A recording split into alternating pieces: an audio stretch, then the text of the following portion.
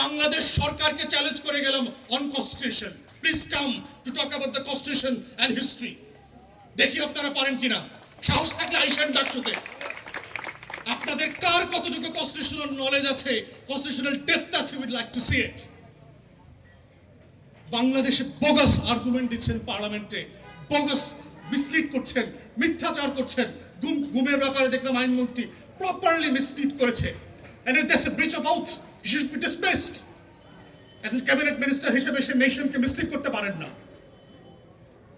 তো সেই জায়গাতে আমরা বারবার বলছি, এই জাতিকে আমরা ওয়ার্ন করছি, আমাদের তরুণদেরকে আমরা বলছি যে এটা এক অনিবার্য বিপ্লবের বাস্তবতা তৈরি করছে। প্রথম এবং দ্বিতীয় বিশ্বযুদ্ধ নিয়ে যারা হিস্টোরিয়ান আছেন তারা বলেছেন যে এটা আসলে দুইটা বিশ্বযুদ্ধ ছিল না, it was a one world war with a long ceasefire. অমীমাংসিত জায়গা ছিল। এবং সেই জন্য যেটা হয়েছে, বাংলাদেশে 24-এর গণ অভ্যুত্থান জুলাই সনদ দিয়ে শেষ হয়ে যায় নাই। এটা একটা অনিবার্য কাঙ্ক্ষিত বিপ্লবের মধ্যস্থতার সময় চলছে, সিজফায়ার পিরিয়ড চলছে।